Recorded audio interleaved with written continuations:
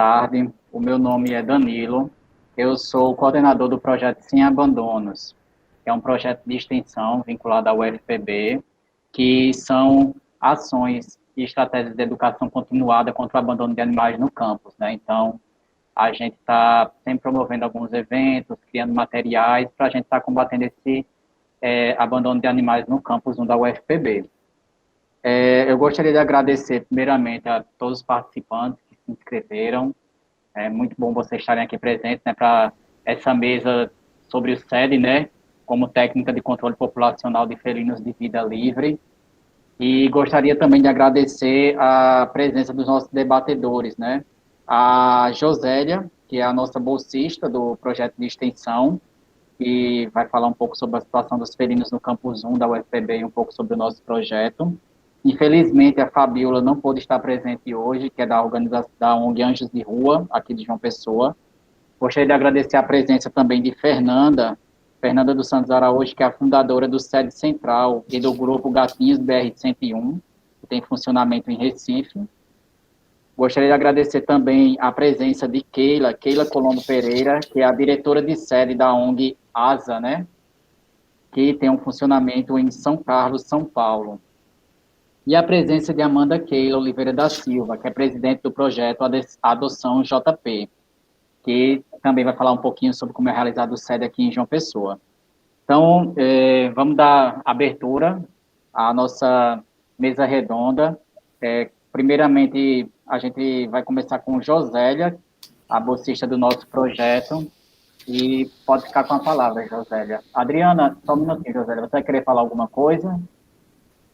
Não, Danilo, vamos passar para as palestrantes para a gente aproveitar o máximo de tempo, né? Pronto, tá certo. Primeiramente, Josélia, pode ficar à vontade, Josélia. Oi, gente, boa tarde a todos. Agradeço também a minha participação e a colaboração com essa mesa redonda. Eu espero, pergunto, né, se vocês estão me ouvindo bem também, né, para saber, para ter, né, não tem nenhum problema na questão da comunicação. Se estão vendo bem também, eu vou apresentar uma tela com vocês, tá certo? Para a gente falar um pouquinho sobre a realidade dos felinos lá no Campus 1, tá certo? Agora... Agora foi? Sim, tá ótimo. Pronto, então é isso, gente. Começamos, então, com alguns dados, né? Qual é a situação atual dos felinos no campo 1 da UFPB? A gente coletou alguns dados, né? Sabemos que hoje, atualmente, existe um número aproximado de 600 felinos, que pode ser um número até maior que esse, né? Porque essa estimativa já é um pouco antiga, né, em relação ao número atual, infelizmente. Há cerca de 100 cuidadores no campus 1, e a maioria desses cuidadores, eles agem de forma independentes, certo? Sabemos também que alguns centros concentram a superpopulação dos gatos, e os centros são o centro CCTA, o CCHLA, o CE, o CCSA, CT e CCA só crescem, né, infelizmente. Sabemos também que os locais de alimentação são feitos em locais abertos, geralmente em corredores, em locais que não são apropriados e que tem gerado bastante conflito lá dentro, né? Por isso, porque alguns diretores dos centros, eles reclamam dessa alimentação feita nesses espaços, certo? Destacamos entre esses centros o Centro de Comunicação, Turismo e Arte, que é o CCTA, que é o centro que é campeão no número de gatos. E, infelizmente, esse número só aumenta, pois o grupo de extensão fez uma visita no dia 25 de maio, e nessa visita a gente contabilizou 6 gatas prenhas, além de vários filhotes doentes, muitos animais não castrados, visivelmente não castrados, e aí a gente ficou, assim, bem aflito com essa situação, tá certo? Eu vou mostrar algumas imagens a vocês, e vocês vão entender melhor pelas imagens.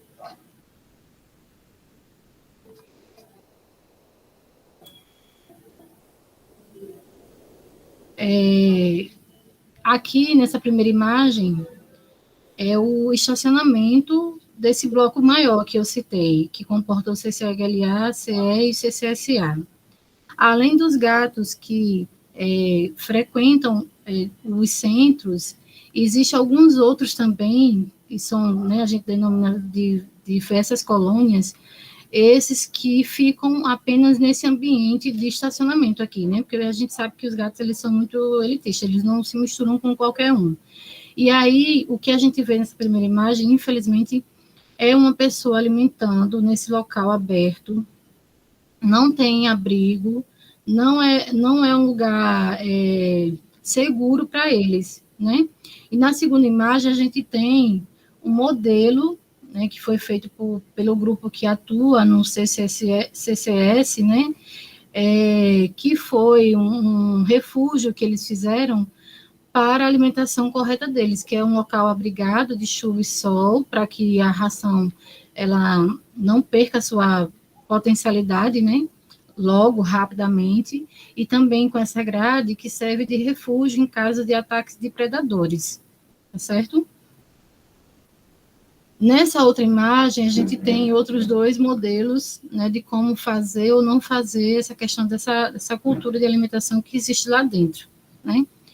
E aí a gente vê aquilo que eu disse, são alimentação colocados de forma indevida em corredores, nessa primeira imagem, e na segunda imagem foi um modelo criado, né, pelo grupo que atua lá na parte de ciência, de medicina, que foi pensando na questão do refúgio dos gatos em caso de ataque de predadores, né, colocando a alimentação nessa parte de cima, porque é um lugar mais seguro para eles, certo? O que eu destaco é que, como eles... que essa cultura ela precisa mudar, porque primeiro ela é feita em locais inadequados, né? Como eu disse já, são corredores e perto de sala de aula, e isso tem gerado muitas reclamações. Mas a gente foi em um outro momento lá tentar educar. Primeiro a gente foi colocar alguns comedores e a gente foi conversar com um dos cuidadores que a gente encontrou lá no momento. E, infelizmente, ele não foi muito aberto ao diálogo, né? Na verdade, foi, assim, um conflito que se gerou, uma situação bem desagradável, que a gente tentou, né, assim, de forma educada, conversar, mas a pessoa não quis conversa. Eles não estão muito propensos a mudanças, infelizmente. Segundo, que esses locais eles não oferecem rotas de fuga em caso de ataque de outros predadores. Isso aí está bem claro nas imagens.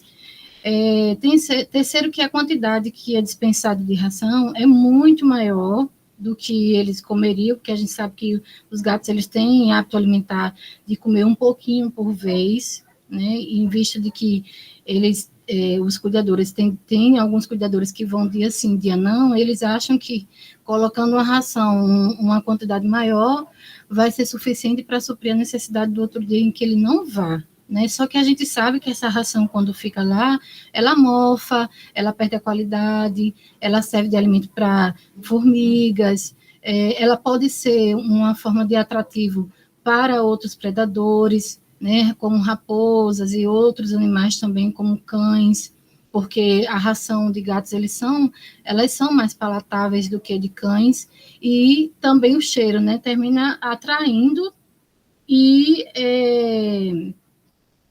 isso termina causando uma forma de ser um atrativo para os outros predadores, essa forma desordenada de colocar a ração, né, o local inapropriado e a quantidade também, certo?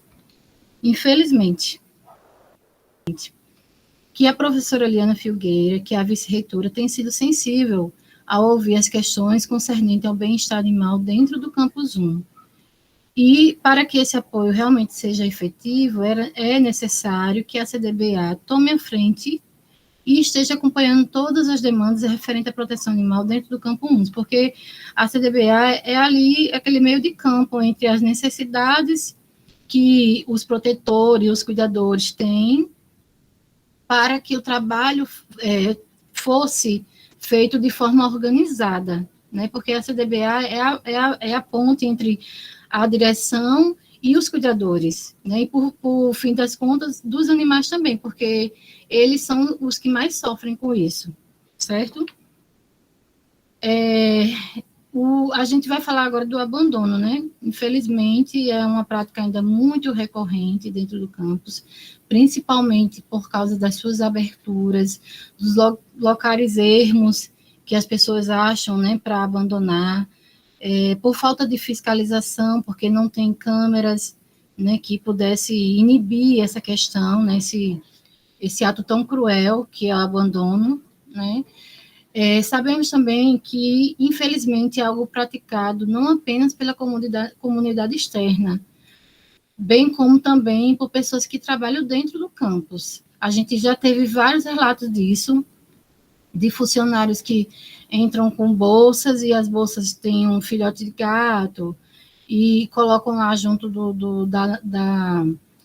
dos outros gatos e a gente não sabe bem quem é quem e quando aconteceu, porque também não tem fiscalização, né? E, infelizmente, as consequências do abandono e do não controle populacional é o enorme número de felinos que hoje habitam lá, né? As gatas prenhas são várias, animais doentes, vários animais com rinotraqueite, alguns já cegos, por causa da rinotraqueite que não foram tratados, alguns outros com esporotricose. No dia da nossa visita, dia 26, infelizmente, a gente constatou um caso de um animal com esporotricose lá dentro da UFPB, e a gente sabe o caos que é isso, não apenas para os animais, não apenas para humanos, entendeu? Porque é uma questão de saúde pública, né? Saúde única, porque aí há um descontrole em tudo, né? E aí, esse número alto de animais que lá habitam termina causando aborrecimentos, né, e por isso vem os envenenamentos. A gente já teve vários casos, inclusive, que foram notícias, né, que animais que foram envenenados lá. Infelizmente, também sabemos de atropelamentos. Recentemente teve uma gatinha do CCS que foi atropelada, e os ataques dos cães, né, que são tão recorrentes, e das raposas, que ninguém quase notifica, porque elas sempre acontecem à noite, e aí, infelizmente, as pessoas recaem aos cães como os únicos que praticam esse tipo de ataques, né, infelizmente. Josi, só para cumprir o cronograma, mais 2 minutos, tá, para sua apresentação, por favor. Certo, tá bom, obrigada. Aí, gente, aqui vocês verem claramente aquilo que eu falei, né?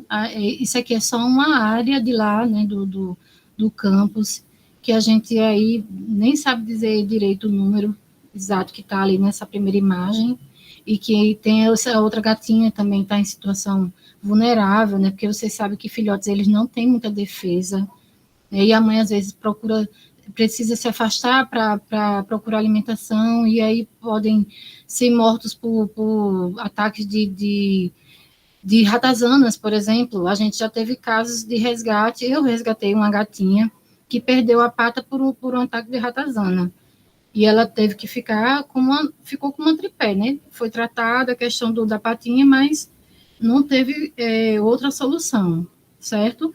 Então, é triste ver uma cena dessa, gente, muito triste, porque são vários animais que poderiam, sim, se fossem feito, né, uma questão do controle populacional correto e uma intensificação na questão da promoção da adoção, muitos daí não precisariam estar aí, entende? A gente sabe disso, né? E o que se vê é essa cena aí, muito triste, né, para a gente, muito triste mesmo. Por fim, o que é que a gente pretende, né, com essa mesa redonda e tudo, mostrar que se mudarmos o manejo, poderemos poupar várias vidas, com a questão da alimentação no local adequado, né, e a quantidade adequada, procurar, através de um trabalho educativo, minimizar o número de abandonos. Isso a gente tem feito com as ações educativas que está sendo feito em vários centros já do Campus 1. Inclusive, eu, junto com meus colegas, fomos semana passada e a gente rodou alguns centros lá, E soubemos, inclusive, que lá no CCN, por exemplo, mais de um funcionário que adotou um animal de lar, né? Isso é muito positivo, mas ainda é muito pouco perto do que precisa ser feito lá, né? E demonstrar também que o SED, a médio e longo prazo, poderá resolver a questão da superpopulação dos felinos dentro do campus. E a gente acredita que com a questão da técnica dentro do SED, a gente consiga resolver essa questão da superpopulação.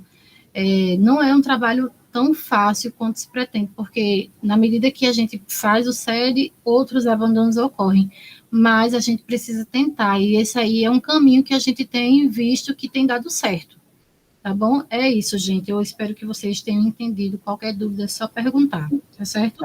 Josi. Muito obrigado, agradeço demais a sua apresentação, por você ter demonstrado, né, qual é a situação real da UFPB, com relação à população de felinos, né, que hoje está muito, muito alta e nós não conseguimos controlar, né, e essa discussão sobre o SED vai ser muito importante para a gente entender melhor como funciona a técnica e se ela seria viável realmente para a UFPB. Eu vou abrir para vocês 10 minutos para que a gente possa realizar alguma pergunta ou se algum participante quiser fazer algum comentário sobre a situação da UFPB com relação ao abandono de animais. E aí, quem quiser perguntar ou falar alguma coisa, por favor, se inscreva aqui no chat. Caso não tenha ninguém que queira falar nesse momento sobre a situação, então a gente vai passar para a Amanda, para a Amanda estar falando um pouquinho do trabalho dela em João Pessoa, também sobre a realidade do abandono e como ela vem trabalhando o SED na ONG dela. Josi, você finaliza a apresentação, por favor? A sua apresentação. Pronto. Como, pelo jeito, não tem perguntas nesse momento, eu vou passar para a Amanda. Amanda, você pode dar início à sua apresentação e contar um pouquinho sobre o seu trabalho e como essa situação do abandono de animais aqui em João Pessoa, se possível. Pronto. Vocês estão me ouvindo bem? Dá para ouvir tranquilo? Estamos sim. Se quiser ligar a câmera também, pode ligar. Pronto. Eu acho que a minha câmera ela vai ficar desligando sozinha, mas eu vou ficar tentando ligar de novo. Tá bom, tá bom. Gente, eu não fiz apresentação de PowerPoint, mas eu vou tentar falar um pouquinho sobre como surgiu o Adoção JP. A gente começou primeiro alimentando os animais. Na verdade, os meus pais começaram alimentando os animais de rua e tratando eles, e aí eu tentava conseguir adoção para eles. E junto com essa questão da adoção, eu sempre trabalhei na questão da conscientização, porque, bom, para mim, eu acho que o que muda tudo é a educação. E aí, isso foi ampliando e todos os bairros de João Pessoa e Santa Rita, Bahia, Cabedelo, todo mundo, assim, começou a pedir para publicar também, e a gente foi publicando, graças a Deus, conseguimos muitas adoções, já passa dos 100, a gente já conseguiu, graças a Deus. E, diante de tudo isso, começou a vir aquela sensação da gente não sair do lugar, porque a gente conseguia adoção para um, abandonava uma caixinha com 5, e eu acho que isso é muito frequente com todos vocês. E começou a dar aquele desespero, e a gente, meu Deus do céu, como é que a gente faz? Porque, além dos abandonos, tinham as gatinhas prenhas. E foi quando eu comecei a pesquisar sobre CED. Aí, bom, pesquisei sobre isso por alguns meses, e a gente começou a fazer o CED aqui. Dentro do possível, como é que a gente faz? A gente separa com alguns protetores, no caso aqui são 5. A gente vai fazendo de 2 em 2, cada protetor pega 2 animais, para a gente poder ir trazendo e tratando. No momento, a gente não consegue fazer muito além disso, por conta de espaço, porque a gente não tem armadilha ainda. É como eu até falei para a Adriana, eu falei assim, a gente está começando a engatinhar ainda, a gente está fazendo realmente o que consegue com as ferramentas que tem. E, bom, também partilho disso, assim, que você trouxe, Josi, de colônias imensas, se torna ponto de abandono. Uma das colônias que a gente cuida tem em torno de uns 120, e a cada dia é mais abandono, então assim, a gente vai em cima desses pontos de abandono, coloca cartaz, pede ajuda para tentar diminuir esses abandonos. E também, uma outra questão que a gente faz antes do CED é o mapeamento desses animais, ver quais são as prioridades, né? Quais estão em idade próximo ali de entrar no cio, e quais animais estão doentes, quais não estão. Também aqui onde a gente cuida, que é bastante no Cristo, tem muito caso de esporo, muito caso de rino. Então a gente vai em cima também para tratar esporo, porque vocês sabem que é horrível de conter. Mas aí a gente vai trabalhando em cima da esporo e em cima do CD. E é isso.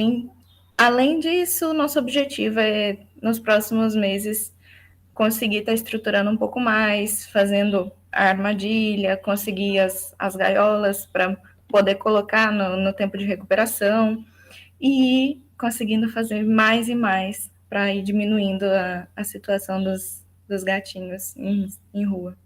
É isso. Muito bom, Amanda. Agradeço demais a sua palavra também, certo? Queria também abrir espaço para quem quiser fazer algum comentário, ou quem quiser fazer alguma pergunta sobre a apresentação da Amanda, que se manifeste aqui no chat para a gente abrir para Josi. Josi, pode perguntar ou comentar. Amanda, deixa eu te perguntar, você no início da fala falou que conseguiu já hoje adoção para mais ou menos 100 animais, foi isso? E isso em quanto tempo vocês conseguiram fazer isso? Em um ano e um mês, mais ou menos. É o tempo que existe o Adoção JP? Isso. E no caso, deixa eu te perguntar uma outra coisa. Você faz parte do grupo dos gatinhos do Almeidão? Faço, assim, a gente se conversa, mais ou menos, mas eu conheço o pessoal do grupo dos gatinhos. Eu pergunto porque eu também tenho uma ligação, assim, indireta com eles, por meio de uma outra protetora que trabalha lá, e, assim, é uma aflição ver ali o número de animais só cresce, né? Sim. E, inclusive, eu me ofereci para fazer lá temporário para alguma gata que foi castrada com pós-cirúrgico. Eu não posso muito por vez também, porque eu já tenho uma demanda alta, mas, assim, eu achei, assim, importante, inclusive, essa minha amiga estava tentando falar com Poliana, para, né, a diretora atual do CCZ, para tentar fazer um mutirão de castração, entendeu? Aí eu não sei em que pé tá, mas depois a gente conversa melhor pelo WhatsApp, tá bom? Pronto, depois a gente se fala em relação a isso. Tem notícias boas em relação a isso. Ótimo. Neide perguntou no chat, Neide Rosa, Amanda, vocês capturam com gatoeiras ou como é feita a sua captura? Não, a gente não usa armadilha. A gente, enfim, eu não aconselho as pessoas a fazerem isso, porque a gente pega realmente com a mão. Deveria pegar com a armadilha? Deveria. Só que a gente pega com a mão. Mas são animais que a gente tem um contato já há um ano. Então, eles têm um contato assim com a gente. Não deveria fazer isso? Eu sei. E a Mas Jéssica... não faz isso, pelo amor de Deus. A Jéssica está perguntando sobre a marcação na orelhinha, se vocês fazem. A gente faz. Faz, né? Faz. Ótimo. E mais alguém tem alguma pergunta, algum comentário para se fazer? Eu quero fazer uma pergunta, Danilo. Essa marcação que a Amanda faz, o veterinário, você encontrou assim, muita resistência para os veterinários fazerem isso? Ou foi assim, numa boa? Muita resistência, né? Isso é uma das dificuldades que a gente tem muito aqui. Até agora, só tem um local que fez e não aceitou fazer o corte, que é o corte padrão. Universal, Ele faz né? o corte em lua. E Não adianta. eu já liguei uma vez para o CRMV, né, para o Conselho lá de Medicina Veterinária, e é muita burocracia, tipo, principalmente no Centro de Controle de Zoonoses, que era para ser feito isso em todos, né, Josi? E lá eles pediram, não, você fala com o Conselho de Medicina Veterinária, se você conseguir uma autorização no papel, aí você traz aqui que a gente faz. Só que a gente nunca conseguiu, Danilo, a comunicação é muito difícil, a resistência, na verdade, né? Acho que a força de vontade deles em querer fazer isso é muito pouca, porque é uma coisa universal, né? Que todos é feito mundialmente, né?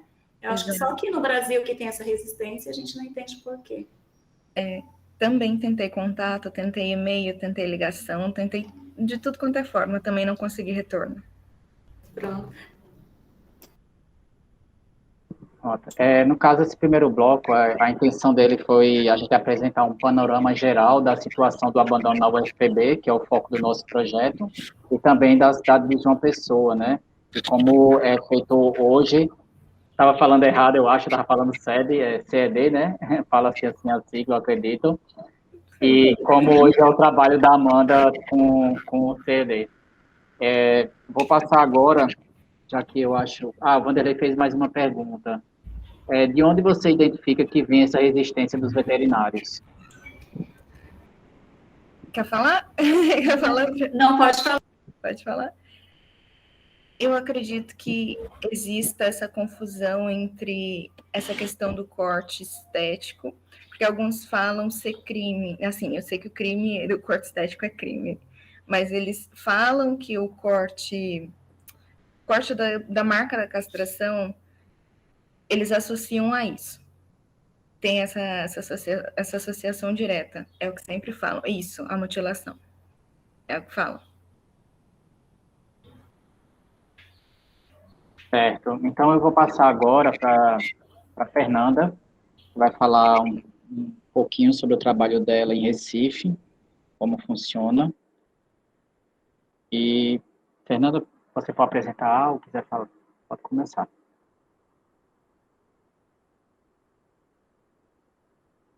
Tá mudo.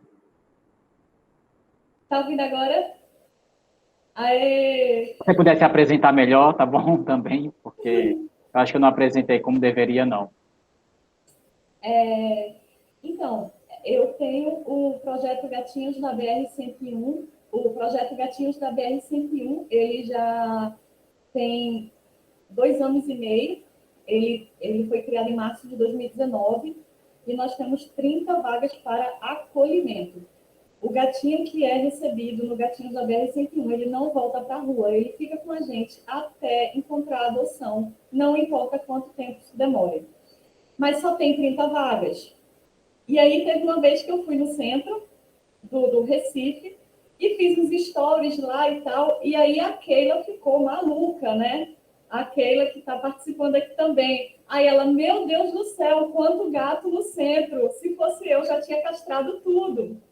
Aí eu até fiquei meio chateada, assim, eu fiquei pensando, meu Deus, eu já faço tanto, eu trabalho, eu estudo, eu já tenho gatinhos da BR-101, eu tenho 12 gatos meus, sendo 5 cegos, 2 com dano neurológico, eu não aguento fazer mais nada, eu não vou fazer mais nada, eu não quero que me cobrem mais nada. Aí lá vem Keila, menina, por causa desses gatos. Aí eu, ai meu Deus do céu, lá vem a Keila. Mas aí a gente foi conversando e realmente é um trabalho fundamental demais. Todos os preparativos que eu fiz para começar o sede central foi com a ajuda da Keila. Por isso que quando vocês me mandaram o convite, a primeira coisa que eu falei foi, fala com a Keila, que a Keila eu tenho certeza que vai saber orientar vocês muito melhor do que eu, porque eu trabalho com sede há 4 meses. São 4 meses. Então, eu preparei aqui uma apresentaçãozinha para mostrar para vocês como é no sede central em Recife. Eu nunca fiz uma apresentação, então vamos ver se vai rolar, se vai dar certo. Espera aí.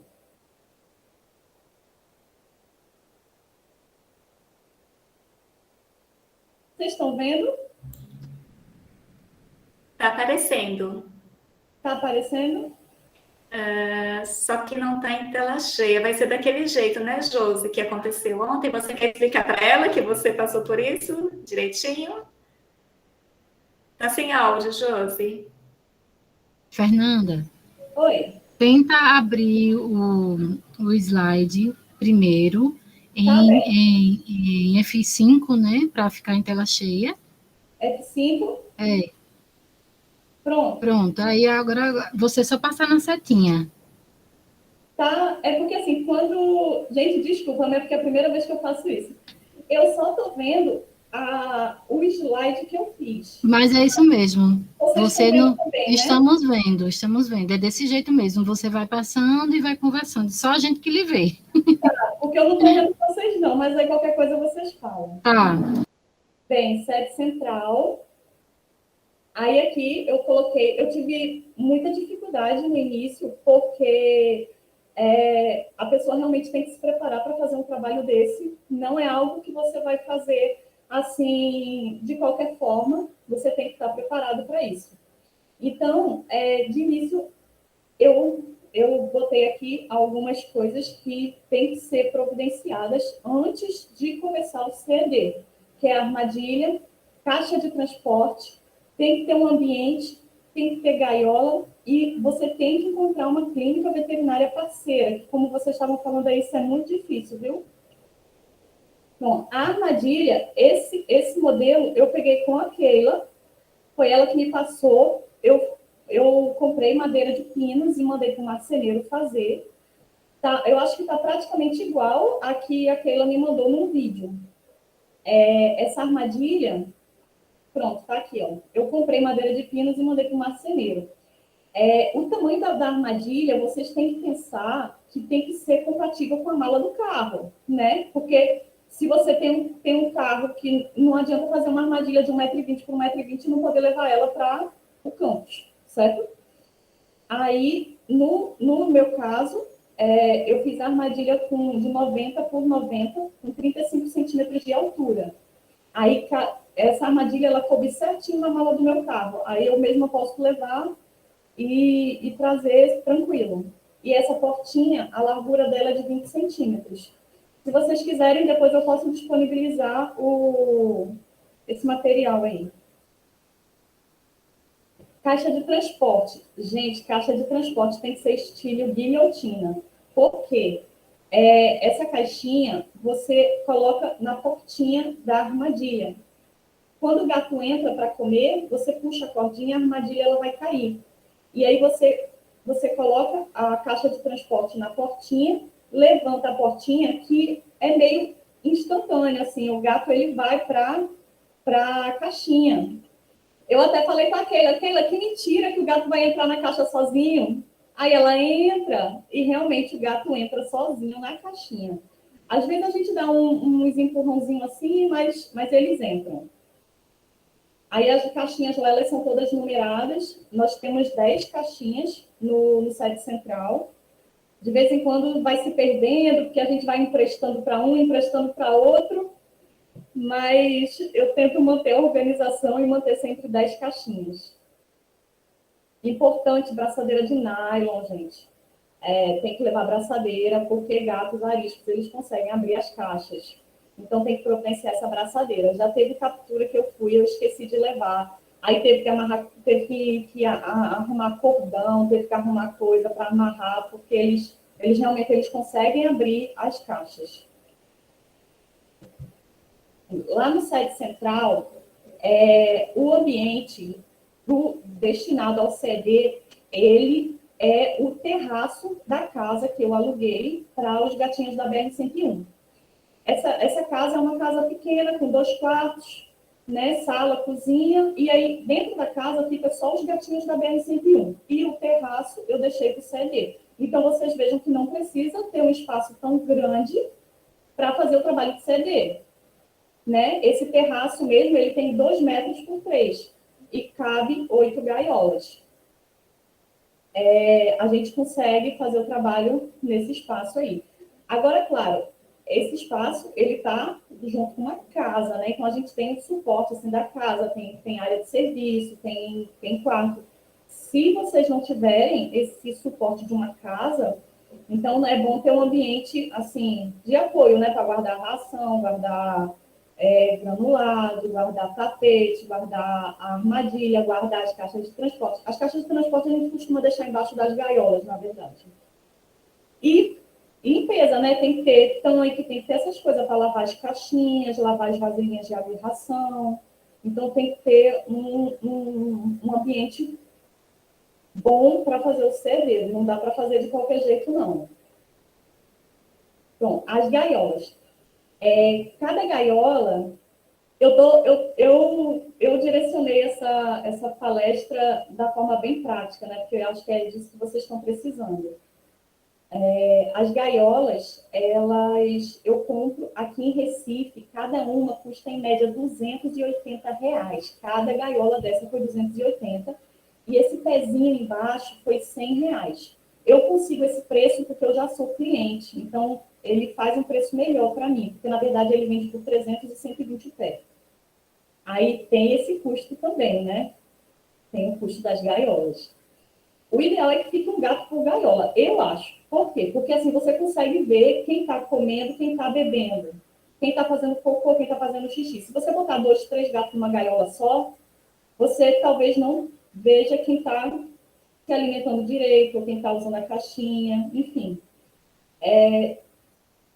Se for botar 2 gatos juntos, bota 2 gatos, pelo menos com a mesma origem, né? Você não vai pegar um gato de um ponto e um gato de outro ponto e botar os 2 juntos. Não pode, porque até mesmo por questão de doença, eles podem brigar, enfim, não é legal. Tapete higiênico, também tem que providenciar tapete higiênico. No dia que volta da castração, eles voltam daquela forma, todo cambaleando, sem equilíbrio por conta da sedação. Então, é bom não deixar a caixa sanitária, né? Usar tapete higiênico. Não deixar gato solto no ambiente. Eu não faria isso, né? Porque tem o risco de fuga. Então, vocês não sabem exatamente como é a personalidade do gato. Então, você não vai dar bobeira, né? Deixar o gato solto no ambiente, abre a porta, o gato pode escapar.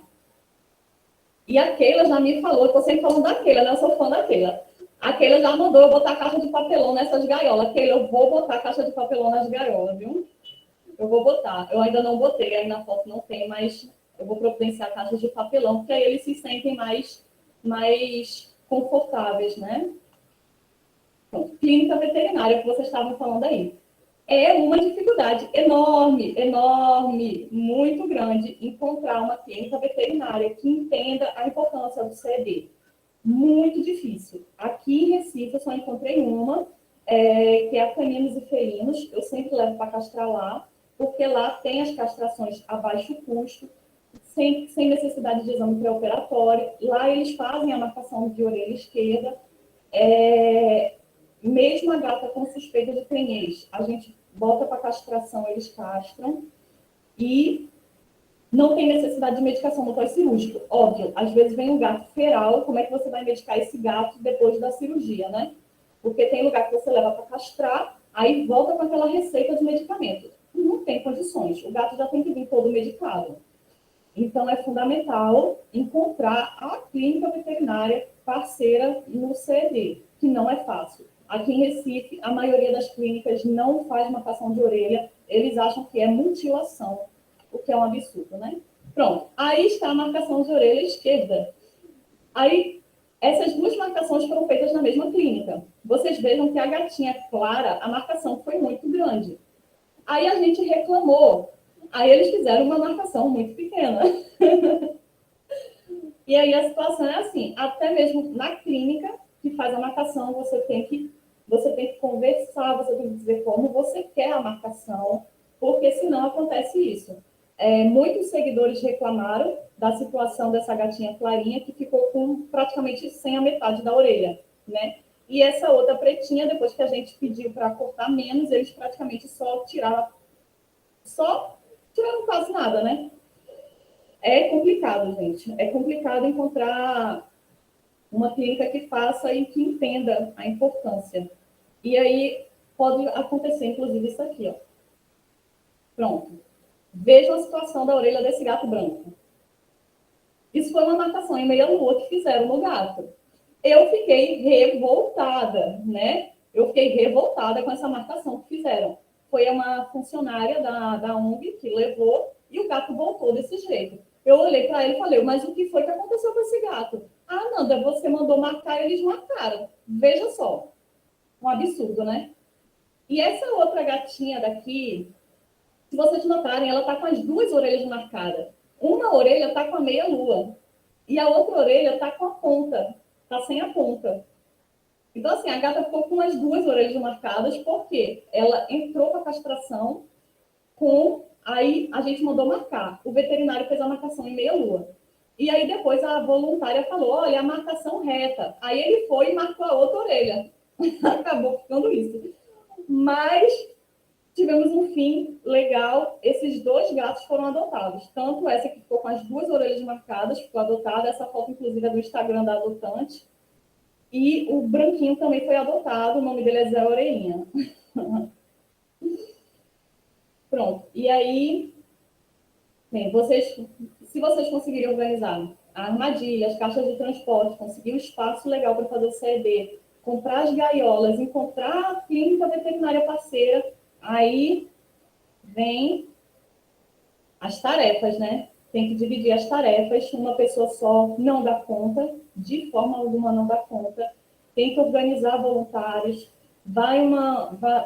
coloca um voluntário para levar para castrar na clínica, forma uma equipezinha para fazer as capturas, tem que ter alguém para os cuidados diários de limpeza, uma só pessoa faz isso, todo dia ir lá, porque eles ficam um período se recuperando da castração. Divulgação em rede social também tem que ter, para ver se consegue adoção para esses gatos, né? Ainda tem gente que tem que levar para adoção e devolver para o local de captura. Então, assim, são muitas tarefas e então é bom ter uma equipe comprometida com isso, porque se a equipe não for comprometida, não vai dar certo. Quem for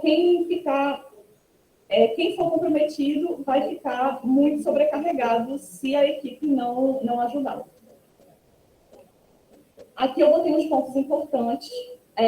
Na captura, os gatos precisam estar com fome para serem atraídos para a armadilha. Já teve muitas vezes de eu ir no centro do Recife, com a armadilha, tudo certo, tudo preparado. Aí a moça que alimenta eles lá falou, Nanda, eu não dei comida para eles, mas uma moça passou mais cedo e deu.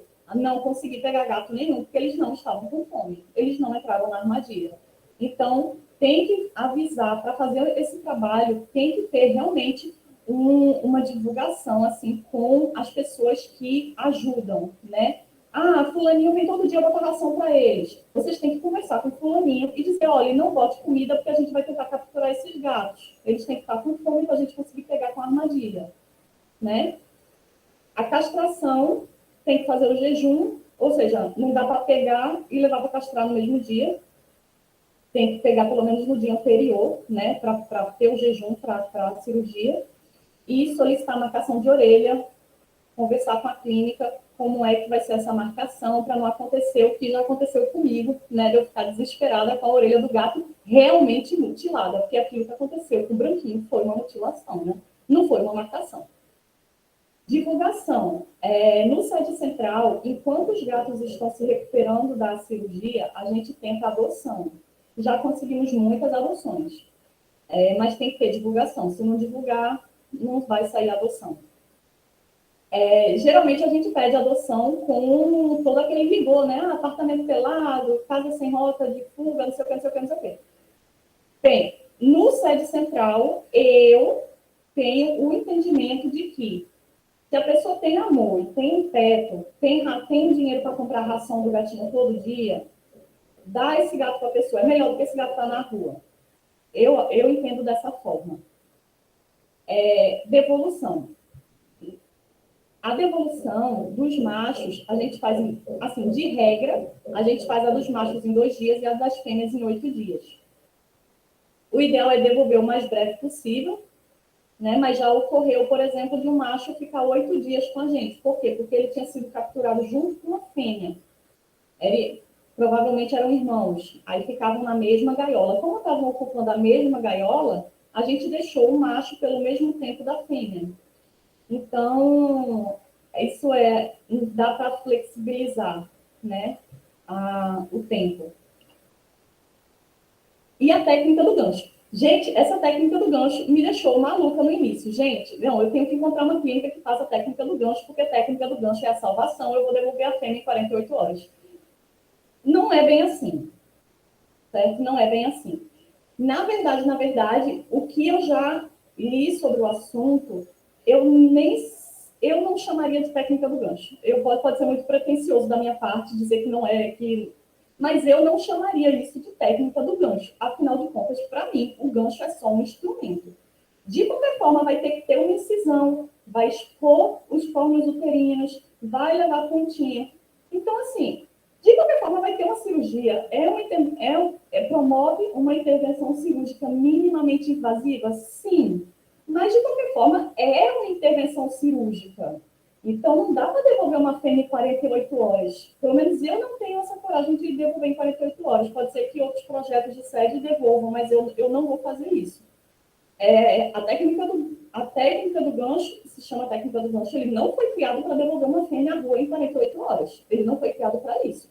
Ele foi criado, né, o gancho ele é utilizado para fazer uma intervenção cirúrgica minimamente invasiva, para que o tutor tenha mais facilidade de cuidar, o tempo de recuperação seja menor, mas o gancho ele não foi criado para o CEB, não. Tanto que ele é muito usado por veterinários e não é todo veterinário que entende a importância do CEB. Pronto, então é isso aí. As fêmeas a gente só devolve à rua depois de 8 dias, após a retirada de 2 pontos. Eles voltam da clínica caninos e felinos com 2 pontos. Eu mesma tiro os pontos e só depois disso que eu devolvo as ruas. Aí estão os desafios, né? Gato doente, esporotricose. Eu não sei, a primeira palestrante já falou, né, a Josi, falou que aí tem muita esporotricose. Aqui em Recife também é demais, demais. Aqui esporotricose é uma praga. Gatas com penheza avançada, não dá para castrar. Filhote, o que fazer com tanto filhote? Gatos dóceis, é muito complicado toda essa situação. Eu acho que não tem uma regra definida. O que fazer? Você vai fazer o que você pode fazer. Você está lá, captura, entrou na armadilha um gato doente. Você pode cuidar? Então, você cuida. Você não pode cuidar? Aí você que vai ver o que você vai fazer, sabe? Não tem como dizer assim, uma regra para isso. Esporotricose, eu já peguei gato com esporotricose, eu já colhi 2 que vieram com esporo. E teve outros que estavam com esporo, um ponto de esporo, eu falei, não, eu não vou mais lá. Porque eu não tenho condições de ajudar esses animais. E se eu tentar ajudar, eu vou ficar louca. Então, eu não fui mais lá. Gata com penheza avançada. Não tem como, principalmente o sede central, porque o sede central ele é muito transparente. Tudo eu boto no Instagram. Então, se o público perceber que eu estou mandando uma gata com penheza avançada para castração, eu perco apoio. E eu também não tenho nem coragem de fazer isso, na verdade. Aí eu vou pegar uma gata com penheza avançada? Não vou, porque senão eu vou ter que ficar com essa gata. Essa gata vai ter que amamentar. Quanto tempo eu vou ficar com essa gata? Né? E o público fazendo pressão para não devolver, É complicado, então é melhor não capturar. Deixa ela parir na rua. Entendeu? Se você não pode cuidar, você não cuida. Não tem como... A gente não vai salvar o mundo. Filhote, gatos dóceis, é muito difícil. É difícil não criar vínculo, principalmente quando o gato é muito dócil. Então, assim, eu aconselho não botar nome nos gatos, porque depois que você bota nome no gato, aí já está criando vínculo. Não, lá no sede central a gente bota números, os gatos são numerados, justamente para criar esse afastamento afetivo. E o sentimento de impotência na devolução, né? Afinal de contas, a gente queria poder cuidar de todos para sempre, adotar todos, mas não é possível. Então, recomendo que quem vá fazer o trabalho de sede faça terapia. Eu faço terapia, porque senão eu vou ficar louca, porque não é um trabalho fácil. Não é mesmo. Pronto, aí, ó.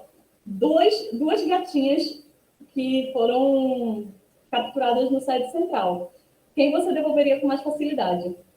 Essa aqui que tá brigando, né? Já tá...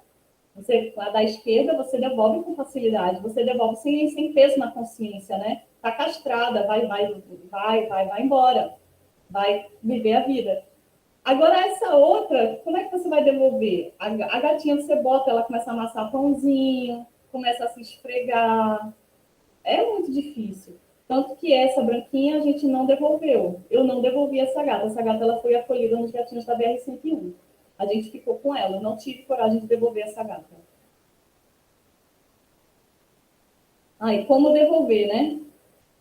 Não é um trabalho fácil, gente. Esse gatinho com esporotricose foi capturado. E aí? Eu vou devolver?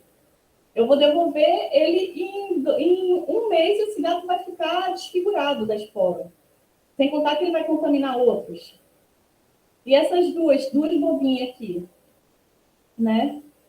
É muito difícil. Essas duas mesmo a gente já botou caminha, botou brinquedinho. Essas duas a gente não vai devolver. E você tem que ter muito cuidado com isso, porque dessa que você ficar com pena e você não devolver, você acaba acumulando animal, e você não pode acumular animal. Sabe? Se você conseguir acolher, você acolhe, mas à medida que acolhe, você tem que ter adoção, né? Tem que ter essa rotatividade, porque senão você só vai ficar acumulando animal. Bom, já está acabando, viu? Eu nem sei como é que está meu tempo. Pode ficar à vontade. Tá. Pronto, aqui alguns dados do sede central. Como eu falei, eu só tenho 4 meses, né, trabalhando com CD. Nesses 4 meses, a gente conseguiu capturar 67 gatos. Estamos no número 67. Desses 67, foram 21 machos e 46 fêmeas. Então, 46 fêmeas. Vamos supor que cada fêmea dessa tenha uma barriga. Então, vamos lá, 46 fêmeas, 46 vezes 4, né? Cada uma tendo 4 filhotes, 184 gatos. Então, assim, a gente evitou 184 gatos nos próximos 2 ou 3 meses. Para vocês verem a importância disso, né? A importância é muito grande. Dos 67, 29 foram devolvidos. A gente conseguiu adoção para 19. Eu acolhi nos gatinhos da BR-101 17. Desses 17, ainda tem alguns acolhidos nos gatinhos da BR-101 e outros a gente já conseguiu adoção. E estamos com 2 em recuperação que a gente ainda não sabe qual vai ser o fim dela. A gente não conseguiu adoção ainda. Se não conseguir adoção, elas também vão ser devolvidas. Aqui, só para vocês terem uma noção, que realmente fêmea é prioridade. Fêmea adulta, principalmente. E, só tem dinheiro para castrar. Só temos dinheiro para castrar 6 gatos. Pegue 6 fêmeas, né? E aqui, os gatinhos capturados, eu só botei aqui para vocês terem uma noção. Praticamente a metade, né, foi devolvida. Uma parte acolhida, outra parte foi adotada. Eu acho que a gente conseguiu muitas adoções, 17 adoções, foi um número bom. E tem 2 que a gente está atualmente com elas e ainda não sabe se vai ser adotada ou se vai ser devolvida. Acolhida não vai ser, porque não tem mais vaga nos gatinhos da BR-101, não tem mesmo. Não tem condições. Se a gente não conseguir adoção, elas vão ser devolvidas, infelizmente. Mas estarão castradas e não ficarão procriando, né? Que é a ideia do CD. Pronto. Muito obrigado, Fernanda, pela apresentação. Foi muito esclarecedor. Parabéns. Eu ia abrir para a pergunta logo em seguida que você terminasse, mas eu acho melhor a gente dar a palavra à Keila, né, logo, porque como é complementar o assunto, e ela vai falar um pouco da experiência dela lá em São Carlos. Então, quando a Keila apresentar, a gente abre para todo mundo fazer perguntas e comentários, para a gente conseguir não ficar com tantas perguntas repetitivas também e tudo mais, tá? Então, Obrigada, Larissa. vou passar a palavra agora para a Keila, pode ficar à vontade, Keila. Tá todo mundo me escutando? Então tá bom. Olha, eu fiquei muito feliz com o convite, né? Para quem não me conhece, me chamo Keila. Eu não gosto muito do termo, mas a gente acaba utilizando. Então, eu sou protetora há 10 anos, quase. Comecei lá muito novinha, em torno dos 19 anos. No meio disso, eu tive filhos humanos. Eu tenho uma empresa voltada para móveis de gatos. Então, assim, eu realmente gosto. Eu cuido dos gatos. Eu tenho empresa dos gatos. Faço parte de uma ONG, né? Sou diretora de sede de uma ONG. E eu também coordeno uma equipe de voluntárias, onde, baseado no trabalho da Fernanda, a gente tem uma casa onde a gente faz os acolhimentos, né? Então, assim, eu não sou veterinária, eu entendo bastante coisa, mas eu não sou veterinária, eu sou estudante de psicologia, eu faço terapia, porque realmente é muito difícil, né?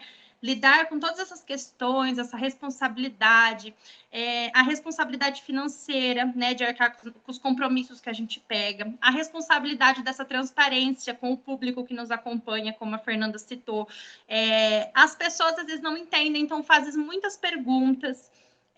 Eu sempre tive muito cuidado, às vezes, de chegar na Fernanda, de falar, Fer, olha, tem como fazer castração nesse lugar, vamos conversar? E eu insisti mais que uma vez, sempre mandando mensagem.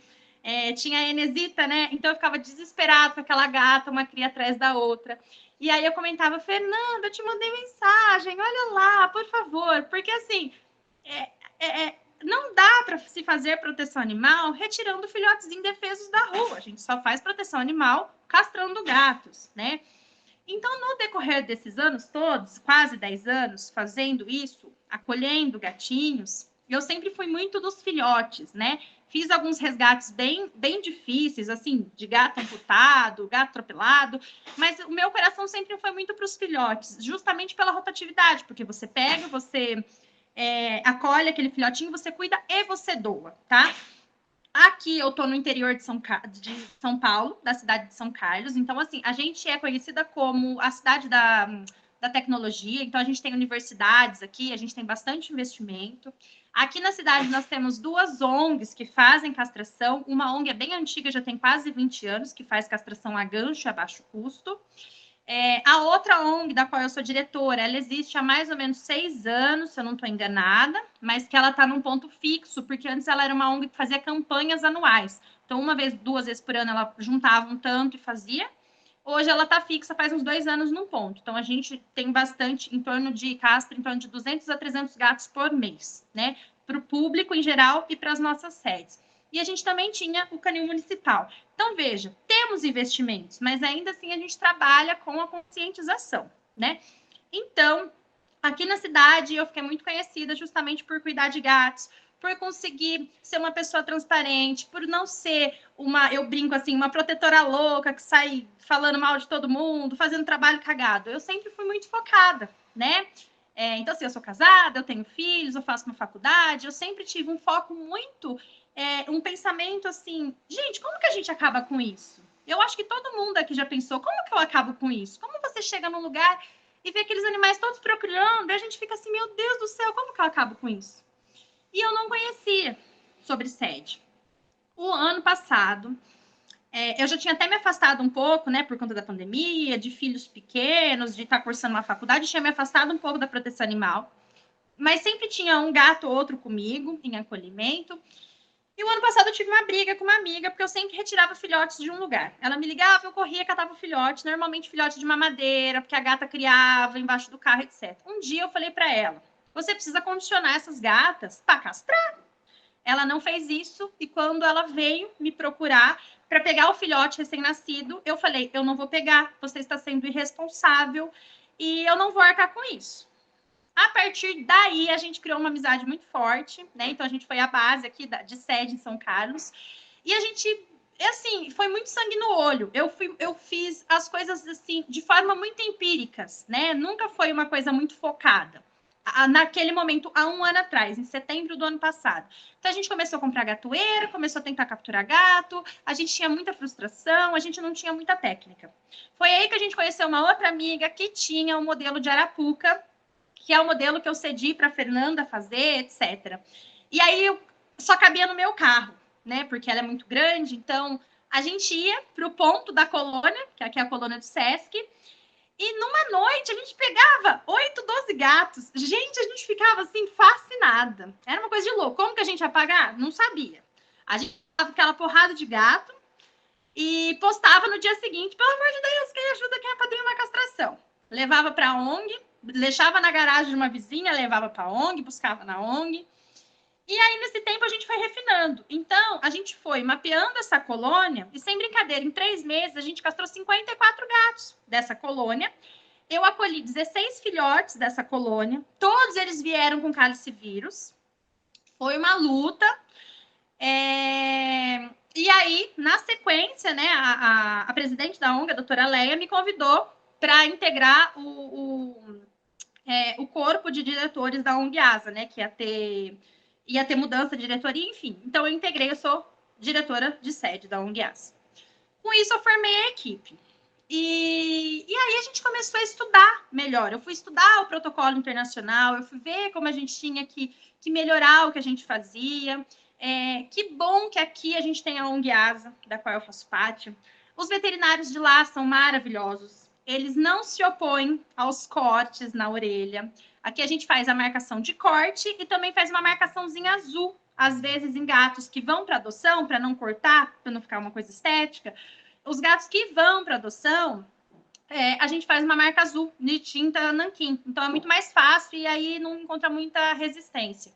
Aqui também a gente simplesmente pega os gatos e leva para castrar, tá? O que está em gestação avançada, sinto muito, São Francisco receba, é castrado, a gente faz devolução em até 30 horas no máximo. Então, assim, a gente tem um programa aqui muito mais estruturado, obviamente, eu não faria isso sozinha, a gente tem o apoio da ONG para poder fazer isso, tá? Então, de que forma que eu e a equipe que eu coordeno faz? Nós somos eu e mais 4 pessoas, 4 meninas que são voluntárias.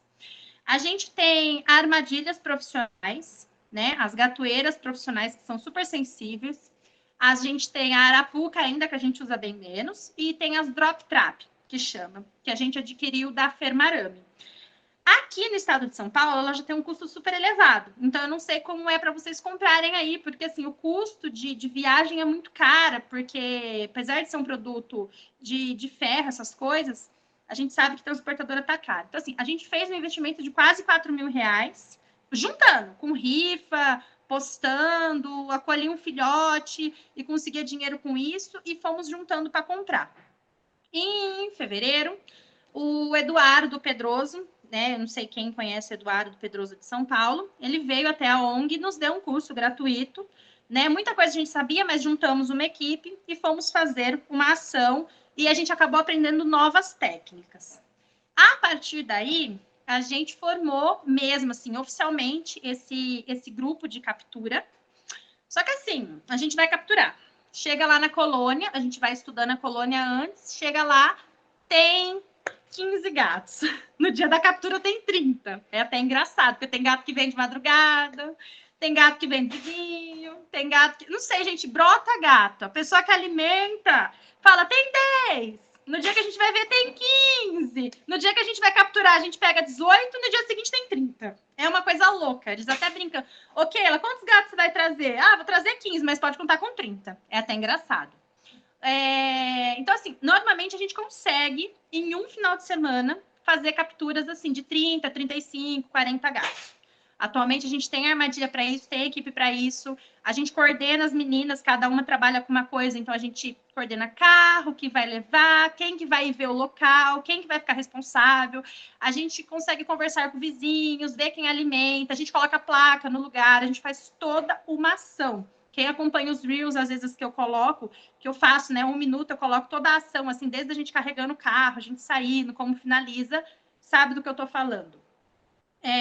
Então, assim, diferente do que a Fernanda falou, aqui a gente lida realmente com os gatos ariscos, gatos ferais, que não tem como, sequer como a Amanda também estava colocando, pegar com a mão, né? É muito raro. Às vezes tem aquele gato que você coloca a caixinha perto, ele já está mais ou menos condicionado, ele vai entrando, você fecha a caixa e pega. Mas a maioria é com captura mesmo, e a gente tem que ser muito rápido. Então, a gente já tem uma equipe treinada para fazer isso. Para as castrações, a gente tem a casa de acolhimento, é o nosso lar temporário. Diferente da Fernanda, a gente não tem um número restrito de vagas, a gente não lida com gatos adultos nessa casa, a maioria filhotes. Então, a gente tem quartos, tem banheiro, tem gaiola. As gaiolas a gente mantém gata com cria. Então, se chegou na colônia, tem alguma gata enfiada num buraco com cria, a gente vai retirar essa gata e logo na sequência a gente vai retirar os filhotes. A gente nunca vai tirar os filhotes e deixar a mãe. A gente nunca vai tirar a mãe e deixar os filhotes. Gatas prenhas são castradas independente do tempo de gestação, tá? Não tem como manter uma gata prenha, arisca, papari. É até difícil, inclusive, manter gatas ariscas presas com seus filhotes. Então, a gente põe a caixa de papelão, Fernanda. A gente tem a gaiola, a gente põe a caixinha de papelão virada para a parede, põe os filhotinhos lá, solta a mãe lá dentro, mantém com um lençolzinho, mínimo de contato possível para dar pelo menos os 35 dias, que é quando a gente consegue castrar a mãe pelo flanco. Não sei se vocês já escutaram essa técnica. A gente faz a castração assim por cima, para que a mãe ainda fique um tempinho mais com os filhotinhos, seque o leite e a gente possa voltar ela para a colônia. Então, mesmo as gatas com crias que são ariscas, elas voltam para a colônia. Às vezes é difícil, né? Porque a gente fala assim, o gatinho me olha, ele é arisco, eu sei que eu podia cuidar, mas não. A gente mantém a cabeça no lugar e foca nos gatos que são doáveis. A gente volta esses gatos para as colônias, né? Os filhotes ficam com a gente em acolhimento, e aí a gente faz todo aquele protocolo, vermifuga, despulga, trata fungo, trata verme, vacinas, a gente tem castração pediátrica aqui também. Então, assim, mais uma maravilha aqui da ONG é que a partir de 75 dias a gente já castra, né? Atualmente, a gente tem feito protocolo de vacina por questão de imunidade e castrado a partir de 4 meses. Tem os contatos com os adotantes, né? Faz as fichinhas lá de adoção. E depois de visita para adoção, a gente continua acompanhando aquele gatinho para ser castrado na ONG. Então, assim, é todo um trabalho, né? Então, eu vou lembrar aqui dos pontos que a Fer falou, que aqui é diferente. A gente não faz jejum nos gatos, tá? Gatos que às vezes a gente captura, por exemplo, durante a madrugada ou logo cedo, eles já vão para a ONG ser castrados 8, 9 horas da manhã. Não tem a parte do jejum, tá? A gente fica em cima desses gatos, que eles vomitem, alguma coisa assim, não tem como esperar. A gente utiliza a marca azul ou corte, depende dos gatos. A gente já foi fazer uma colônia onde tinha 18 gatos pretos. E o senhorzinho da colônia, depois de aceitar fazer a castração, porque assim, tem todo esse trabalho, por isso que eu estudo psicologia, gente. Eu não sou veterinária, eu estudo psicologia, que é para lidar com gente, porque lidar com gente que é o difícil do trabalho. A gente foi, as meninas foram, pegaram confiança desse senhor, da senhora, eles deixaram castrar os gatos. Não queriam entregar os filhotes pra gente. E aí eles não deixaram cortar a orelha. Então, você imagina 18 gatos pretos, com só uma marca azul. E teve um dia que esse senhor, ele prendeu um dos gatos na cozinha, que às vezes eles entravam dentro da casa, e falou, esse gato não tá castrado. E eu falei, tá castrado? Não tá. Gente, vocês não têm noção que eu precisei fazer para catar esse gato na cozinha, para realmente ver que tava com a marca azul. Então, a gente conseguiu retirar os filhotes, assim, é todo um trabalho psicológico ali, de orientar as pessoas a aceitarem as SEDs. Um trabalho que a gente passa muito aqui, que é uma coisa difícil, às vezes é a rincha com protetores, né? Porque o protetor acha que faz melhor que o outro. E assim, é difícil, eu enfrento, diferente dos problemas que vocês enfrentam, eu enfrento às vezes rixazinhas com protetores. Ai, como assim? Castrou o gato e soltou. Como assim que o gato tem um probleminha na boca, soltou? Gente, a gente tem que soltar. Não tem condição, né? Aqui a gente fala, se a gente pegar um gato extremamente arisco, não estou falando de gatos dóceis, tá? Todos os gatos dóceis normalmente não aparecem nas colônias, mas se foi algum abandono, alguma coisa, a gente acolhe, tá? A gente consegue acolher, a gente consegue trabalhar o marketing daquela adoção, a gente abre o nosso, a gente tem o nosso lar temporário é muito bonito, tem um gramado, tudo, então a gente abre, a gente faz cafés de visitação lá, a gente consegue adoções. Então, assim, se o gato estiver muito ruim, uma gengivite, uma estomatite, que o gato não vai mais comer, que o gato só baba, que não tem como tratar, esse gato vai ser eutanasiado. Ele não tem condição de voltar para a colônia. Por que eu estou falando isso? Para se pensar. Porque pensa, esse gato, ele vive na colônia 6, 8 anos. Ele é um machão que foi decaindo. Então, assim, ele já não é um macho alfa, ele já não consegue comer ração seca. Esse gato tá, às vezes, com uma calicivirose, com os glândulos aqui inflamados. Esse gato não come, esse gato não sai do lugar. Você capturou o gato. Você não tem como cuidar dele 15, 20 dias para devolver. Quem lida com gato doente sabe que, no mínimo, esse gato precisa de um acompanhamento, exame de sangue, aí o fígado aumenta, aí o gato tem alguma coisa, uma fibra, uma felve, alguma coisa assim. Como que eu vou pegar um gato desse e vou manter num abrigo? Fechado, num gatil. Gente, esse gato ele vai morrer de estresse. Esse gato, ele você tá entendendo que você vai retirar ele do ambiente dele, você não tá tendo respeito com o ambiente dele, com a vida dele? Então, de acordo com os veterinários, se eles julgam necessários, a gente vai fazer eutanásia desse animal. Assim, mas, gente, casos bem críticos de gatos bem ariscos. Já teve gata com prolapso retal, que ficou 3 meses internada, porque o prolapso voltava. Foram tentando técnicas cirúrgicas, operou umas 4 vezes. Da última vez deu certo, ela ficou mais 1 mês lá para ver se não ia dar o prolapso. Ela voltou para a colônia, né? Então, assim, a gente sempre coloca o animal em primeiro plano. E, de acordo com isso também, a gente faz a devolução aqui em até 30 horas. É muito raro um animal ficar mais que 36 horas com a gente. E aí, de que forma que a gente faz isso? A gente faz, literalmente, um limpa na colônia. Então, a gente chega, monitora, começa a ação. Aí, chega lá, tem aqueles gatos que vão mais cedo. Se eles comem às 5, a gente chega lá às 4, começa a catar gato. Cata, leva para um, cata. Beleza. Deu 9, 10 horas da noite, que os gatos já estão tudo ligeiro com a gente deixa, às vezes é uma garagem, algum lugar fechado, que a gente tenha segurança, a gente deixa as gatoeiras montadas e vai embora. No dia seguinte, 6 horas da manhã, eu volto, ou alguém volta para ver. Se tiver pego o gato, a gente põe o gato na caixa, rearma as gatoeiras, volta lá na hora do almoço. Faz isso no decorrer. Normalmente, a gente faz as ações de sexta para sábado, de sábado para domingo. Então, a gente faz a ação à noite, no decorrer do outro dia, finaliza a ação até na manhã do dia seguinte. Então, esses gatos todos são castrados e são devolvidos. Enquanto eles estão com a gente, eles permanecem na caixa de transporte. Então, a gente usa a caixa de transporte número 3, que é um tamanho bom, um gato por caixa. Às vezes, se o gato fica esse tempo todo, porque às vezes a gente consegue devolver o gato em 24 horas. Pega uma colônia pequena, de 6 a 8 indivíduos, a gente consegue pegar tudo numa noite, castra no dia seguinte, já devolve com o reversor no final da tarde. Então, o gato fica lá na caixa, a gente alimenta, pega uma gaiola. Eu tenho, às vezes, outra gaiola, então eu limpo, passo o gato de uma gaiola para outra, limpinha, com o jornal limpinho, para também não estar judiando desse animal. E manter o mínimo de afastamento possível. A gente realmente não se apega com esses gatos, eles voltam para as colônias deles. Uma coisa aqui também que eu notei na fala da Fernanda era sobre castração a gancho, né? Não sei se muita gente escutou falar. Castração a gancho, ele é um ganchinho. Aqui, os veterinários abrem uma incisão muito pequena, coisa de 1 centímetro, e ele põe esse ganchinho e vai puxando tripinha, vai puxando o órgão, até achar o útero. Então, é uma incisão muito pequena. Ele vai puxando assim com delicadeza. A hora que ele achar o útero, ele vai puxar tudo para cima, vai cortar, vai dar um ponto, vai pôr tudo para dentro de novo. Aquela musculatura aberta, 1 centímetro, 1,5 centímetros, eles vão fechar a musculatura, né? Com uma linha que ela pode até se dissolver depois. Eles vão fazer tipo um ponto de plástica, que chama. Então, eles vão fechar super bem a musculatura e por fora apenas um ponto. E aquele ponto, mesmo que aquele ponto abrir, não tem nada demais.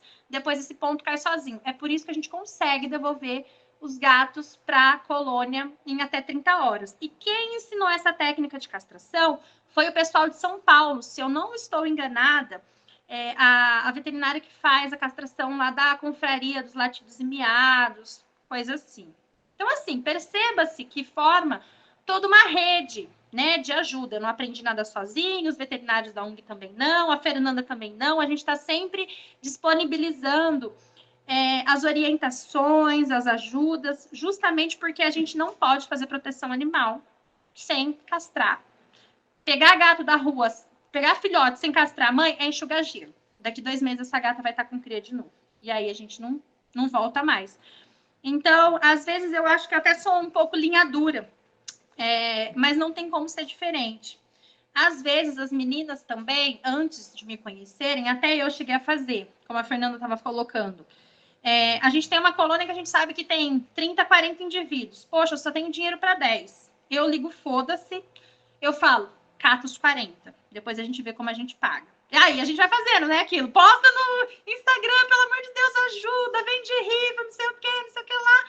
E paga. Gente, é um sufoco, a gente passa cada sufoco, mas não tem como. Por quê? Vou explicar. Se a gente tem dinheiro para 10, numa colônia de 30, 40, e a gente vai lá e pega 10, e a gente devolve 10, é o trabalho dobrado fazer o trabalho depois. Porque daí esses 10 gatos castrados, eles vão entrar na gatoeira de novo, aí vai dificultar o trabalho. Eles vão ir comer na frente dos outros, vai dificultar o trabalho. Então, por isso que eu estava explicando anteriormente, a gente tem que ir fazendo esse limpa.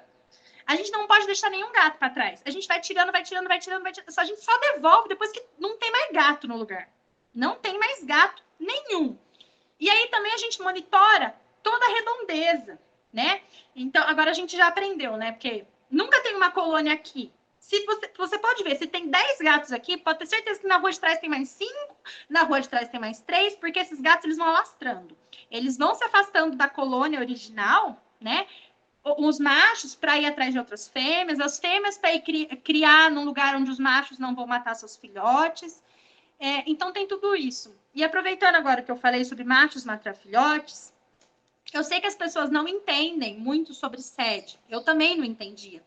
Às vezes as pessoas acham, tem aquela visão limitada, que os gatos de rua, os ariscos, os ferais de colônia, eles foram maltratados. Que é por isso que eles são ariscos. E assim, não sei... inclusive, se tem veterinário aqui, né? A Fernanda, que é estudante de veterinária, mas assim, os gatos, eles são ariscos pela filogenia deles. A gente usa a janela de socialização desses gatos, que vão de 4 a 12 semanas, para socializar, para mostrar para eles que a gente é legal. Gente, você vai pegar um gato que viveu 2 anos na rua, uma fêmea parideira, eu posso amar ela vai me odiar. Eu tenho uma gata aqui que chama Demônia, que até hoje ela treme o olho pra mim. Assim, uma gata que tá comigo faz 10 anos, gente. A gata cheira Downy, cheira Comfort. Então, assim, não tem condição, né? E isso faz... a gente chega nos lugares e vê filhotes mortos no ninho. A gata vai parindo um em cada lugar. A gata já tá tão cheia de parir, ou gata muito novinha, com 5, 6 meses com cria, que ela não sabe nem o que ela tá fazendo. Então, assim, sempre que as pessoas vêm, às vezes, falar, mas você não tem dó? Gente, eu tenho dó da gata parindo, né? Porque eu não tenho dó de castrar a gata prenha. Quer dizer, eu morro de dó, eu choro, sempre choro depois. Mas não tem muita condição. Semana passada apareceu 2 prenhas num lugar, 2 lugares distintos. E aí eu fui fazer um ultrassom, mas eram gatas dóceis. E as gatas já estavam para parir. Tanto que eu levei uma para fazer ultrassom na segunda, ela deu cria na quarta, a outra eu levei junto na segunda, ela deu cria uma semana depois. Aí estamos aí com mais 12 filhotes. Então, assim, como que eu vou fazer isso com as gatas ariscas? Não tem como. A gente realmente tem que impor os limites e tem que ser muito, às vezes, frio e calculistas reais no trabalho que a gente faz, né? Então, assim, de abril a julho, que são os dados que a gente tem, porque, que nem eu expliquei, antes a gente ia fazendo de uma forma descoordenada, mas quando a gente abriu o nosso lar temporário, a gente tem exatamente esses dados.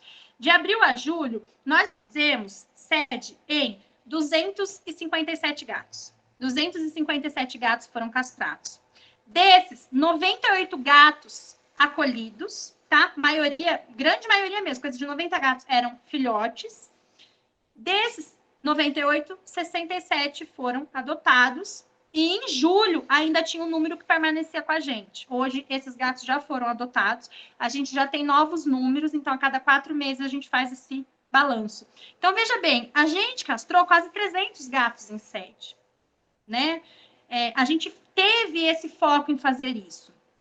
E E eu sei que às vezes, que nem eu estava falando, as pessoas não entendem. Então, o nosso trabalho é justamente mostrar a realidade, não de uma forma escancarada. Eu, às vezes, até seguro de mostrar mesmo os lugares feios, filhotes mortos, esse tipo de coisa. Mas teve um vídeo que chocou muitas pessoas, e era um final de semana, era final de mês, a gente não tinha dinheiro nenhum para fazer uma colônia de 30. Aí eu falei para as meninas, gente, faz, confia, põe na mão de Deus e faz, e semana que vem a gente vê como paga. A ONG dá uma segurada para a gente até 30 dias, né, os pagamentos. Gente, teve um vídeo que era um gato macho, alfa, muito grande, outros 5 gatos do lado, e juro por Deus, uma gatinha preta de uns 5 meses, 4, 5 meses. A gatinha não dava 2 palmos, assim, muito pequenininha. Esse vídeo chocou todo mundo. Todo mundo doou dinheiro, todo mundo perguntou da gata. Foda-se os outros 28 gatos que a gente castrou. Todo mundo queria saber da gatinha filhote. Então a gente se aproveitou do marketing, né?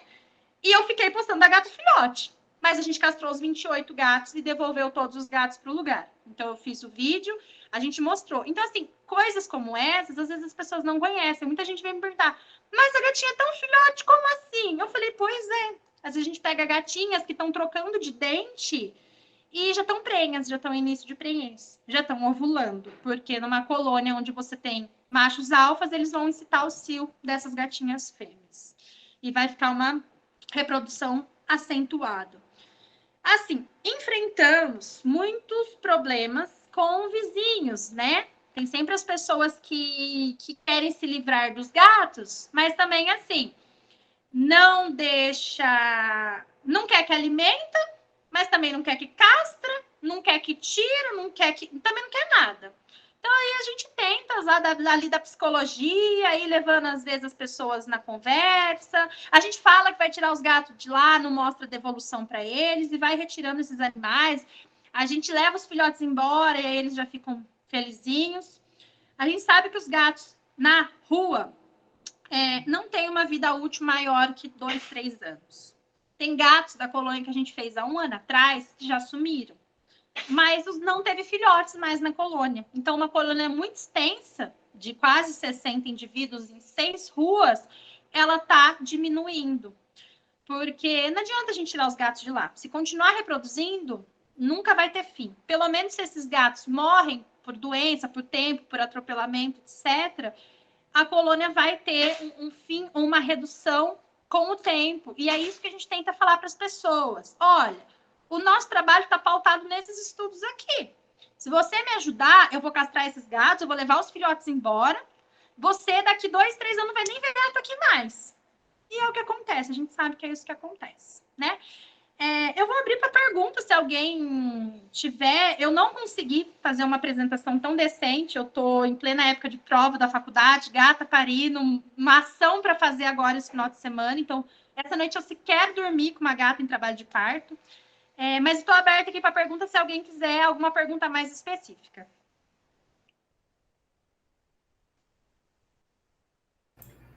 Tá desligado, Danilo. Keila, muito obrigado pela apresentação. É fenomenal o seu trabalho, o seu e da Fernanda. E parabéns, viu? Eu acho que teve algumas... eu gostaria que o pessoal, quem quiser fazer pergunta, se manifeste no chat. Se quiser também fazer a pergunta diretamente falando, pode ficar à vontade também, ou pode digitar a pergunta. Eu sei que teve... eu dei uma olhada aqui, o pessoal fez algumas perguntas durante a apresentação de vocês. Na apresentação da Fernanda, teve uma pergunta da Laís, que ela perguntou, você faz teste de FIV e FeLV no processo ou só castração? Não sei se foi respondida na apresentação. Tá mudo, Fernanda. Tem condições não, nega. Fazer FIV e FeLV não.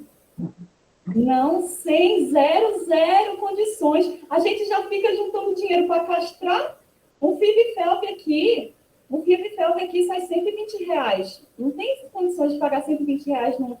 E assim, para que fazer o FIV e FeLV, né? Não tem, assim, eu não vejo necessidade de fazer, porque são gatos que vão ser devolvidos. Então, ele tendo FIV ou tendo FeLV, não vai alterar em nada. Eu não vou deixar de devolver porque ele tem FeLV ou porque ele tem FIV. Né? Keila também, mesma opinião?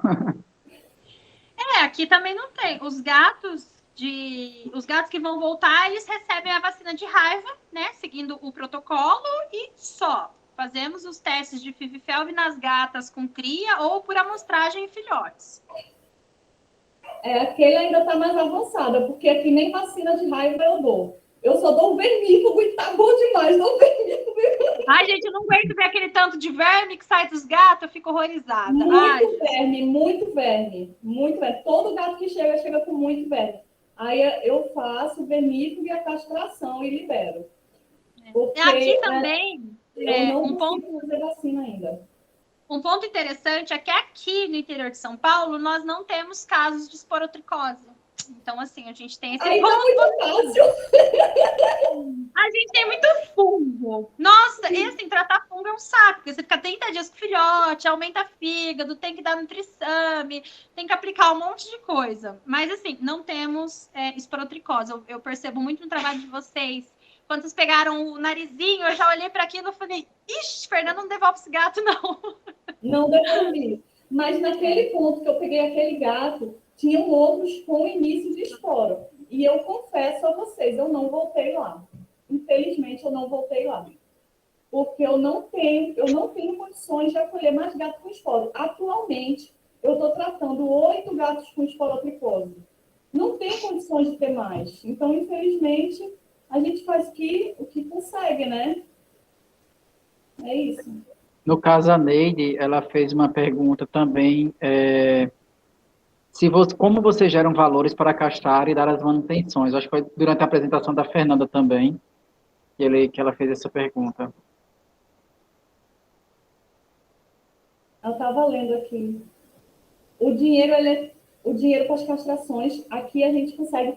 o que eu percebo é que a maior dificuldade de todas é encontrar uma clínica que seja parceira.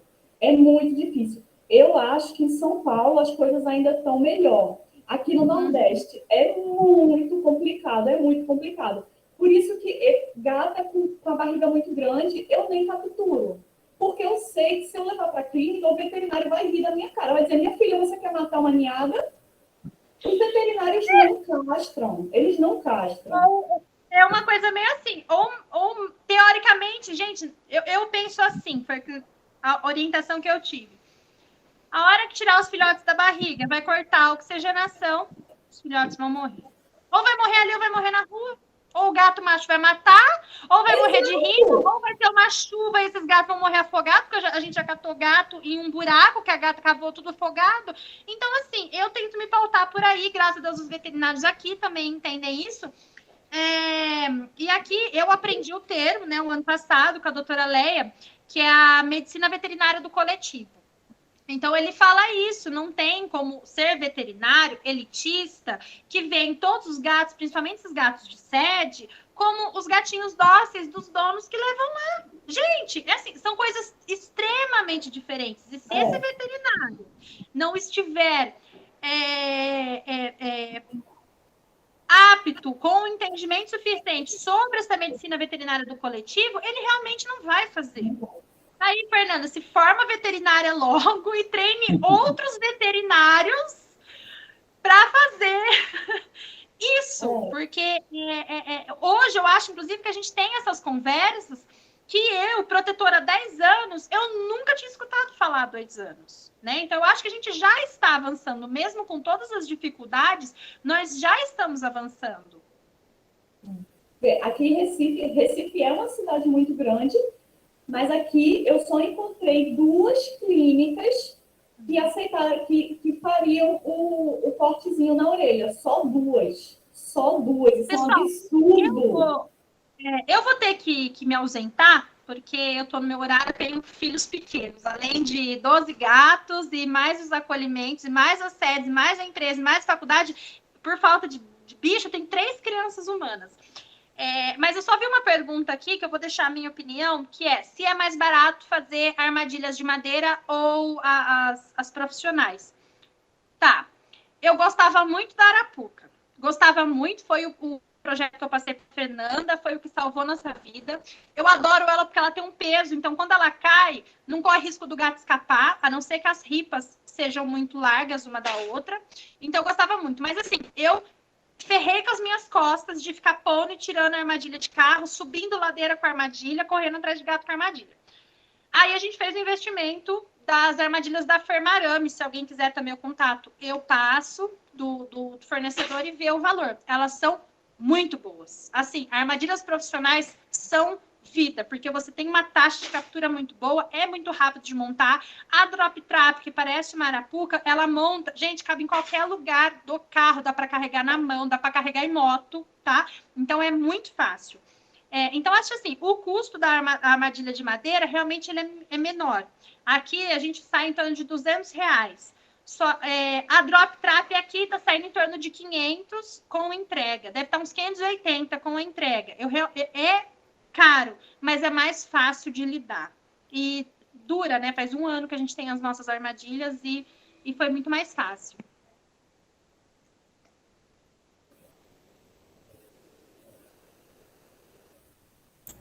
Tá sem áudio, Danilo. Keila, já que você vai ter que se ausentar, eu queria agradecer em nome de toda a equipe a sua participação. Foi muito proveitoso, aprendemos bastante com você. E eu gostaria que você confirmasse se a gente pode publicar toda essa mesa redonda na nossa página e no nosso canal do YouTube.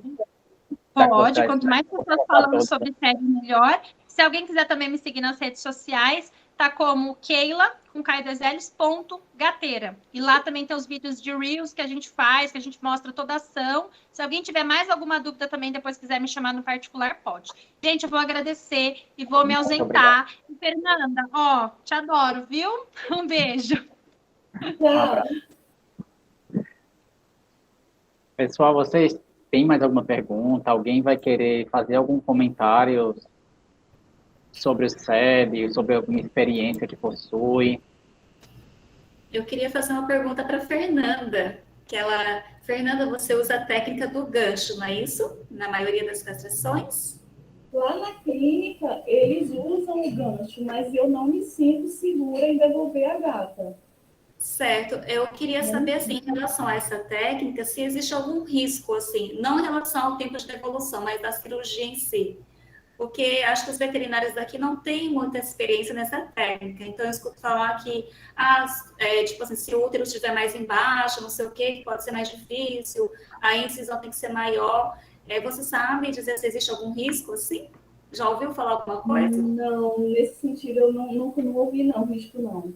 Pelo contrário, o que eles divulgam sobre o gancho aqui é super seguro, né? E que só dá um pontinho e devolve a gata.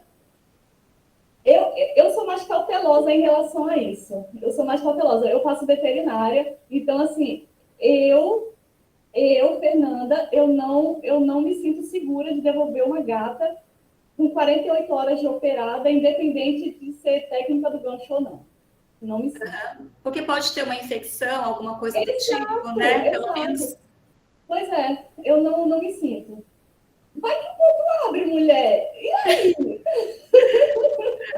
Aí sai intestino, sai tudo. Eu já ouvi história de... Inclusive, quando eu estava procurando clínica veterinária, quando eu comecei a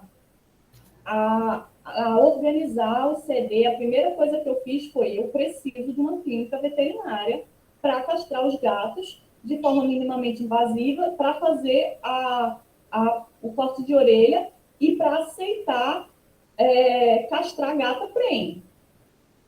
Eu preciso disso.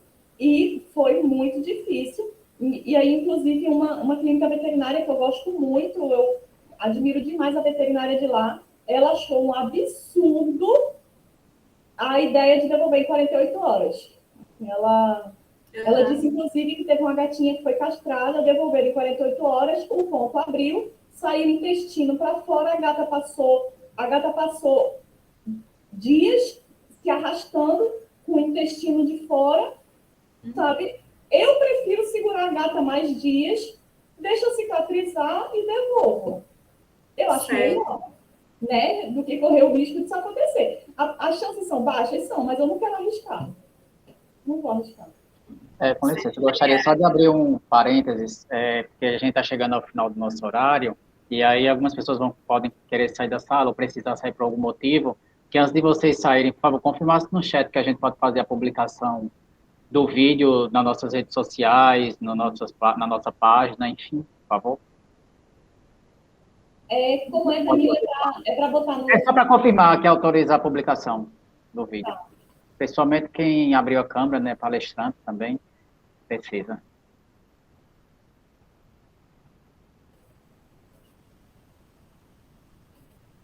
Pode continuar a discussão, Adriana. Desculpa por interromper, tá? Não, só uma última pergunta, Fernanda. Essa técnica do gancho, ela é mais em conta que a cirurgia, né, normal? Não. É mais cara, aqui, né? Aqui em Recife não faz diferença. Ah, não faz diferença? Não, aqui em Recife não faz diferença.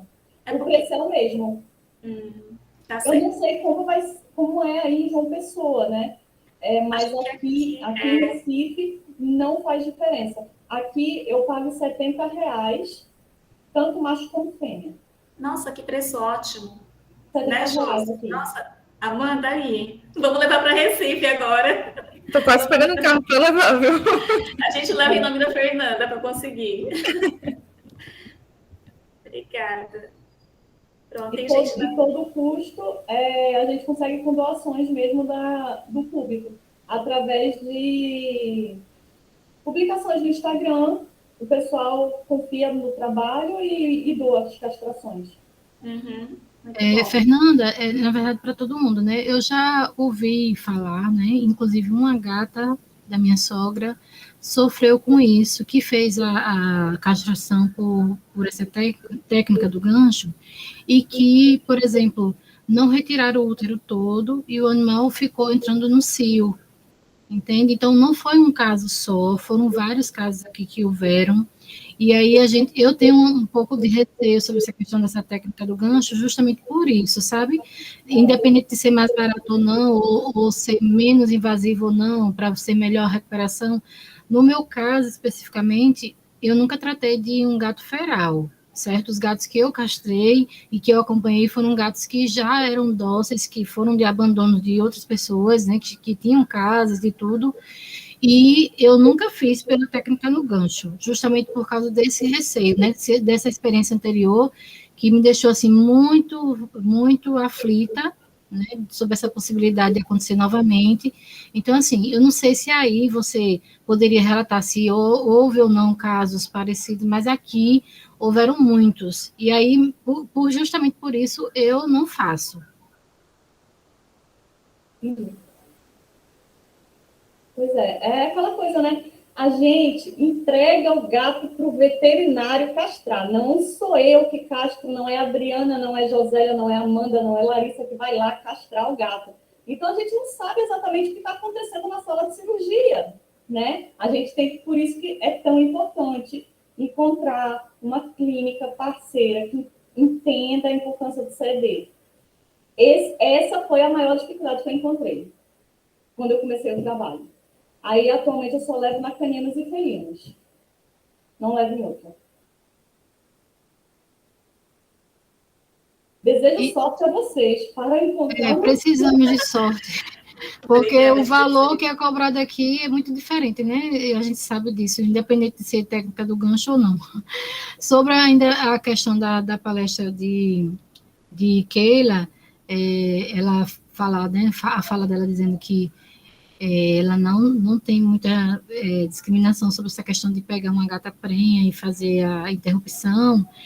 Eu, ultimamente, tenho feito isso, gente, porque a gente, infelizmente, não dá conta de ficar com uma gata e filhotes dentro de uma gaiola muito restrita. É uma situação muito difícil. Quem já fez sabe como é.